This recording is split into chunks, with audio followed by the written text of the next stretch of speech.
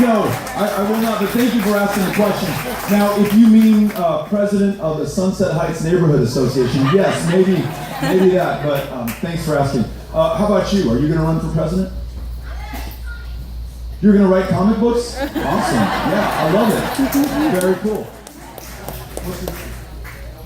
Jack. Thank you, Jack. Pretty cool that Jack is here, right? A lot of other things we be doing, Jack. Thank you for being here. Look forward to getting behind you for president.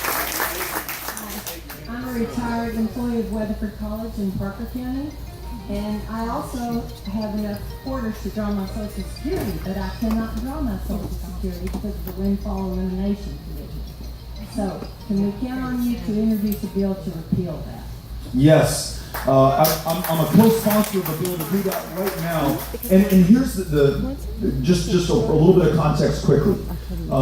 If you devoted your life to public service and you taught, for example, but you also worked quarters in the private sector. You worked in a restaurant, in a small business, you had your own business. Though you paid into Social Security every working day of your life while you were working within the private sector, and then you devoted yourself to public service at some fraction of what you would have been able to earn on the outside, we punish you and do not allow you to draw down that earned, paid into benefit in Social Security. And I've joked that the only thing I can figure is that sometime in the not too distant past, retired teachers were getting filthy rich in the state of Texas, and we had to put an end to that. But what we actually know is that for retired teachers, not only if you're a public school teacher specifically, the teacher retirement system in Texas has not paid a cost of living adjustment in more than a decade.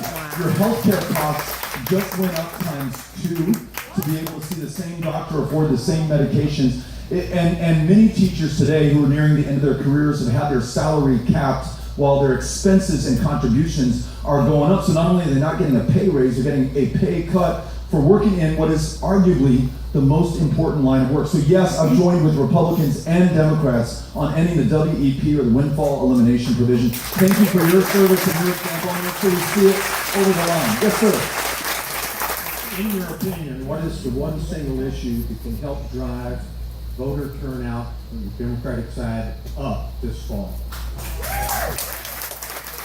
I think it is healthcare, or the ability to see a doctor, to afford that medication, to take your child to that therapist who's going to allow them to be well enough to go to school the next day and be ready to learn or do whatever they're supposed to do in life. Everything that we want to do, from school to work to raising our families, is dependent on being well enough to do that. And in a state that is the least insured in the country, we understand the consequence of not being able to do that better than anyone. And so the secret is, and no one will see it coming from us, the state of Texas, we could actually be the ones to lead the way. And by not doing this in half measures, not equivocating, not saying, you know what, I want to perfect Obamacare around the edges, or I want to see what my colleagues think, but saying, you know, confidently, with the courage of our convictions, we want to make sure that every child, every woman, every man in this state is able to see a doctor, that it's guaranteed, that it's high quality. And oh, by the way,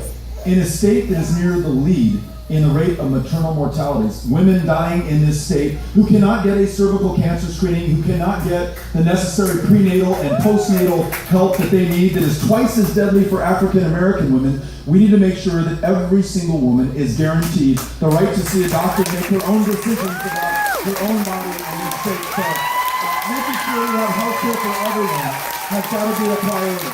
So thank you for the question.